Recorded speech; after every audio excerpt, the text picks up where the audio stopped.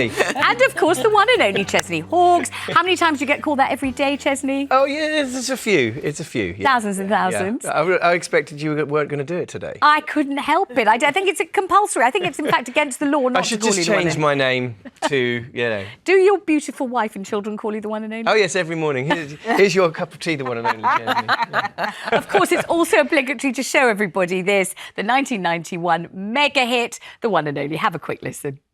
Don't tell me I know best. I'm not the same as all the rest. I am the one and only.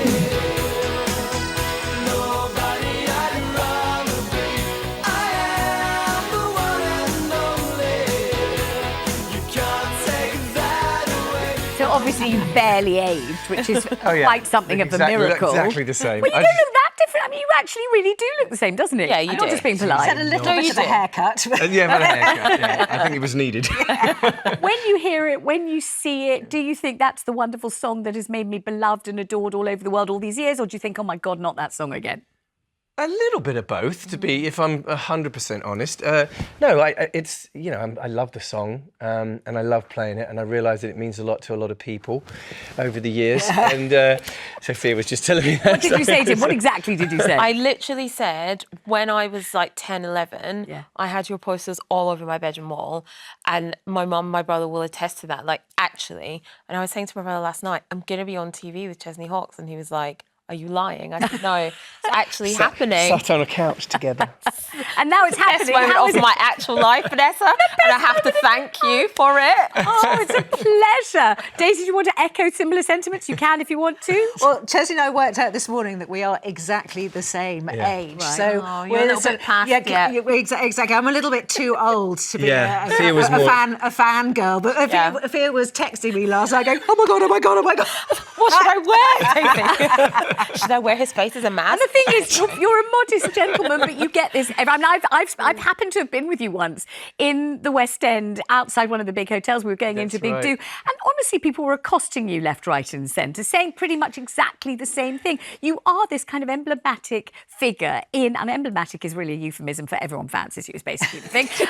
But in lives of men, women, everybody really, and how does that feel all these years? Because it's a hell of a long time of it. Yeah, it is pretty crazy. It's been 34 years since I put that record out. I just told everybody my age.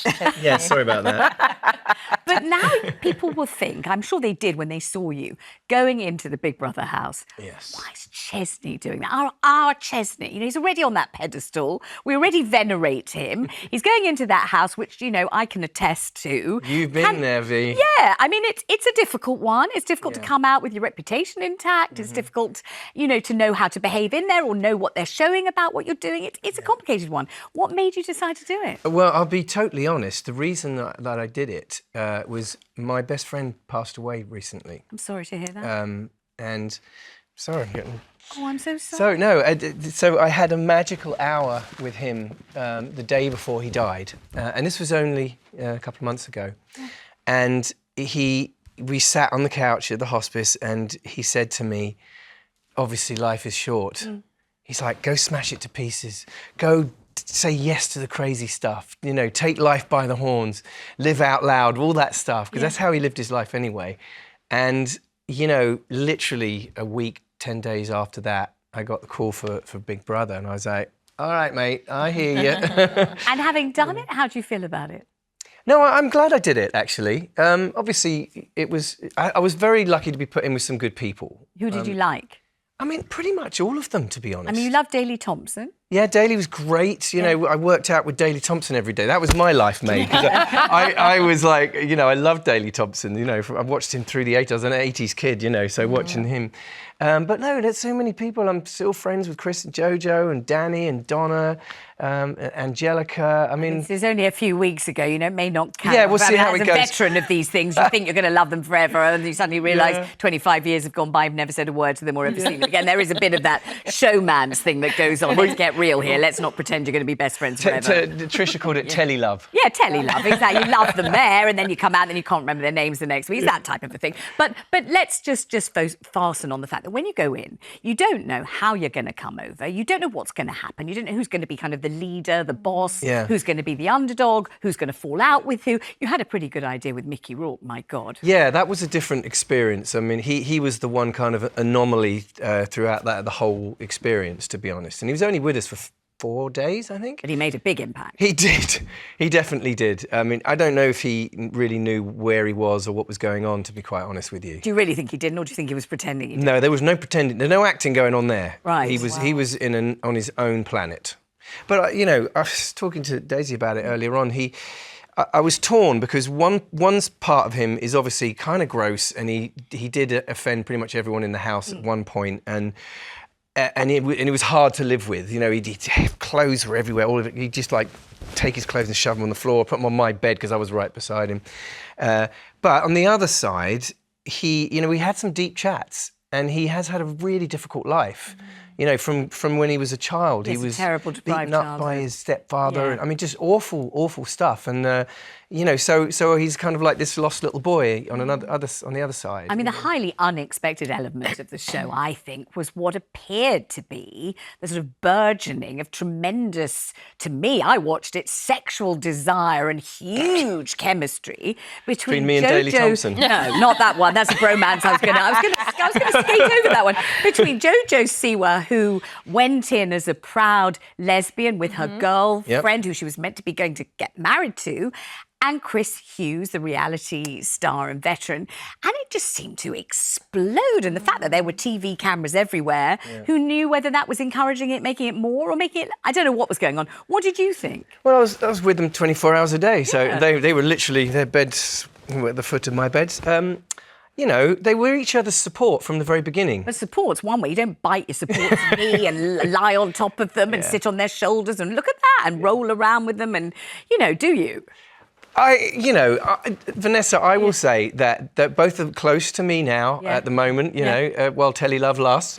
No, they're friends, and their relationship's none of my business. Except it was on TV, so it's everyone's business. Come on. Well, yeah, but it's none of my business. It continues to play out, though, very much in the public eye. Yeah, it really People does. now think that they are an item. Everyone is definitely talking about it. I'll put it that way. And she definitely binned her fiancé at the wrap party, which is literally within minutes of coming out of that. I mean, it was all quite good fun to watch from But afar. it started with when Mickey said something pretty horrible to her, and it was nasty, and she was very upset. She's a 21-year-old girl. Chris came to her rescue in a beautiful way, actually, and from then on, they were each other's support through the whole experience. You know that it's difficult in the house sometimes, and you have some spiky characters and stuff.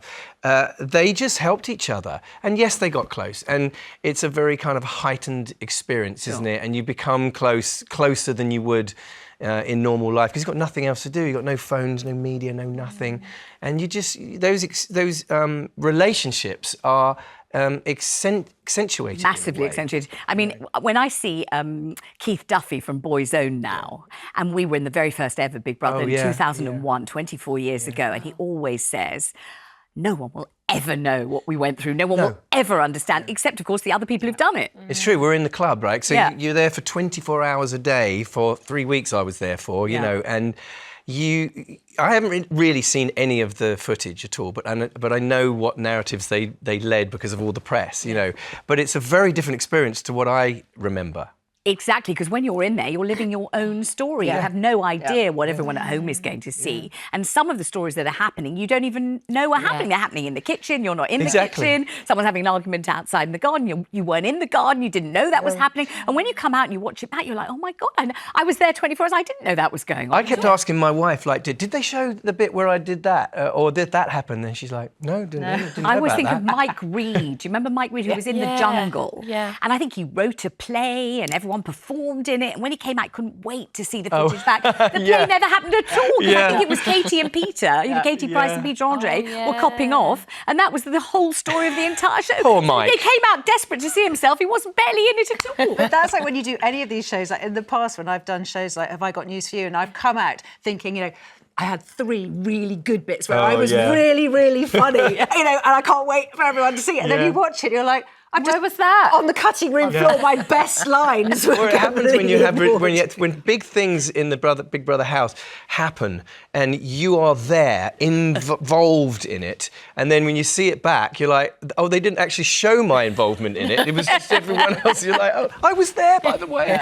Incredibly funny in retrospect, isn't it? How Yeah. everybody thinks they're going to be the main feature. I know, and actually exactly. Completely eclipsed by something that you didn't even realise was going on. Chesney, I'm longing to know what your kids thought or what they think. yeah. Question day. I think they quite enjoyed it, to be honest with you. Yeah. Which they- makes Must mean you you. didn't humiliate them. I did, no, well, I didn't. I did get naked a couple of times, but Of course. but they're But used to that. you did it with due warning, so it was.